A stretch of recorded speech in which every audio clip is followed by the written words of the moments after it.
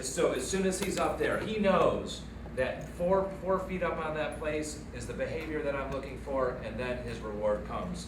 So same thing, yeah, right? But you're rewarding him with 2 feet on the ground too. Nope, the mark already came. Oh, okay. Yes, that's the behavior I like, now your reward is coming. Oh, Think of it as a I got you. like a Polaroid So picture. you don't get your reward up here. No, sometimes he will, but this exercise actually teaches him to go to it. When you Okay. release a dog from a behavior, that teaches him, just like a sit or a down, and never pay, yes, in the behavior. That's why he's going so quickly back to the place. You learned that pretty fast. Absolutely, of course, simple. You really did. Good boy. Now I'll make duration say good boy, I'll pay him while he's on there, right? And then he hears yes, and that's the release marker. Get out of that behavior, come get your paycheck. Good boy. But more importantly, I have engagement right away, so the dog's not checking out. Yes. And so I make him come and chase me, and I'm going to turn food into a fun game. And then we lure him right back up there. Yes. Good. And now I'm going to really make him chase. Come on. Come on, there you go. And this is incredible for the first session, highly trainable dog. Believe me, when he understands this program, he'll be a machine. My name is Michael Lorraine. I'm a head trainer for Camo. We rescue shelter dogs and put high-level training into them, and we're donating the dogs to disabled vets. We're partnered with Renewal Coalition now, so they offer free vacations for veterans and their families. So we're relying on them to find the vets. With 12 years of wars in 2 different theaters, there's a lot of guys out there that for sure qualify, and they need these dogs. All of our dogs come from shelters. We only deal with rescues, and having a partnership with somebody that can get first access to some of the dogs that are coming in before they're being put down. A lot of the county shelters put dogs down for heartworms. They put dogs down for the little dog that we're looking at now with all the burns. They would just put it to sleep initially. They don't let public or anybody else come in and see it. So they're able to go in there and basically save these dogs' lives and pull them off the euthanasia table and bring them to us and have them be reborn and have a new life. Furry Friends is a non-for-profit. We have an animal shelter, hospital, thrift store, and we have a sanctuary ranch up in Palm City.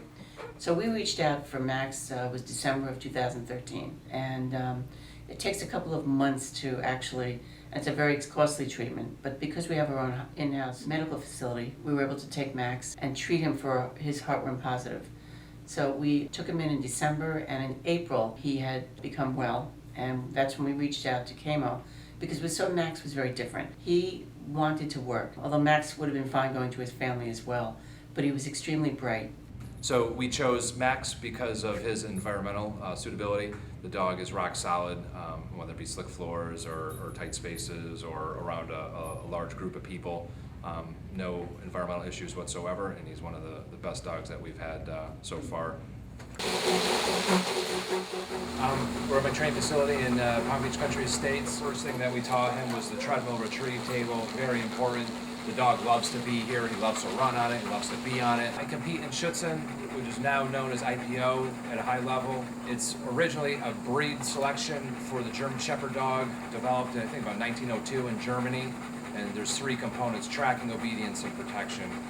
And through Schutzen, training has evolved, and it's really an arms race. Who can do things faster, flashier, with more enthusiasm? And all of the training techniques that I apply to Max came from the sport world, from the Schutzen world. First thing that I'm going to address is focus, right? Every service dog needs to be very focused on their handler, and so I've taught Max to look into my eyes, yes, and I mark it with a yes, and then the dog gets a reward. So this is what I expect from him as we're walking along. The dog is hyper-focused on me. This is beautiful. Now, stability for mobilization for a lot of these guys is an issue.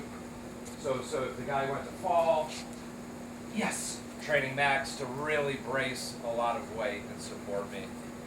And same thing, so if I go down, if I fall down, to really, yes, to help stand up. Max is very, very strong, and he braces and helps me get back on my feet.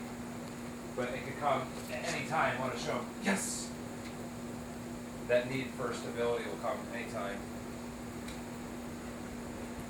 Yes, good boy. Also, retrieval will be a big issue. So in a pretty short period of time, I've taught him drop the keys. Yes. Dog grabs him, brings him back. It's a reward. Agility is very important. So when Max gets out in the real world, if he's in elevators or escalators, he's very comfortable and confident, and with any environmental stressors. So that's another big thing we've been working on. I mean, if I could clone him, I could pump out 1,000 service dogs a year. He's an incredible dog. Love him. Right now we have 5 service dogs going at any given time, and really the only thing holding us back from doing 20, 30, 40 dogs a year, funding. It costs approximately $5,500 for each dog, and that's for the training, the cost of feeding and caring for it. So there's the fundraising aspect that we need to do in order to make this happen. We take sponsorships of any level. It goes as high as someone wanting to sponsor a dog fully through our program, or as little as, helping feed a dog on a daily basis. Everything counts, everything helps, and the more that we're able to bring in, the more dogs that we can train and place at once with our veterans. My name is Command Sergeant Major Ricky A. Elkin. I was the Command Sergeant Major of the 620th CSSB, which is Combat Sustainment Support Battalion. Went to Iraq in 2009. Got injured, hurt my shoulder. Got medevaced to Landstuhl, Germany. 3 days within that process, they found cancer. I went through almost 3 years of chemo, 7 months of real aggressive chemo, and then a couple years of maintenance. Within that, I have orthoarthritis in both knees. My lower back is bone to bone, and my neck is C4 to C7 is severely impinged. I think that Max will allow me to get out more, because I don't know if you know the symptoms of PTSD. A lot of soldiers seem to not like to be around crowds. I think I will feel comfortable getting out of the house. I use a cane for the purpose of standing up. Max has been trained to brace. So if I go down, I feel comfortable that I will be able to put all my weight on Max to get up. He's trained to do this. And also, if I need something that fell on the ground, it's hard for me to bend down and get it. I think Max is going to be a relief, because all I got to do is tell him to pick it up, and it's amazing. He picks it up and hands it to me. After hours, after we leave Mike's and we head back and take Rick home, I'm there pretty much with Rick anytime he needs me. So Definitely 24/7. any questions he has or anything, I'm right there. So he's always taking care of me. So my goal would be to be able to produce 50 dogs just like Max for 50 guys like Rick, and then ultimately, do 100 dogs a year would be fantastic. If we can rescue 100 dogs from shelters, place 100 dogs with deserving veterans, that'd be a dream come true.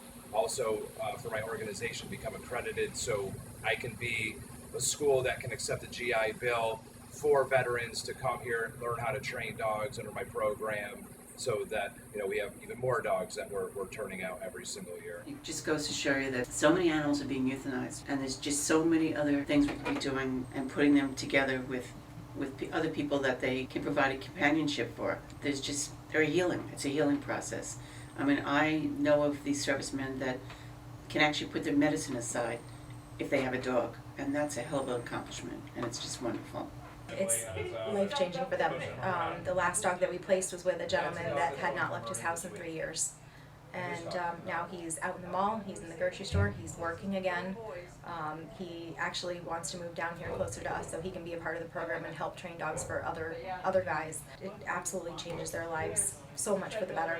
He says, it saved his life. Okay, I just want to thank Mike Lorraine, John Bentley, Mary Hinton, Sarah, Pat, and everyone that made this possible for me and my family.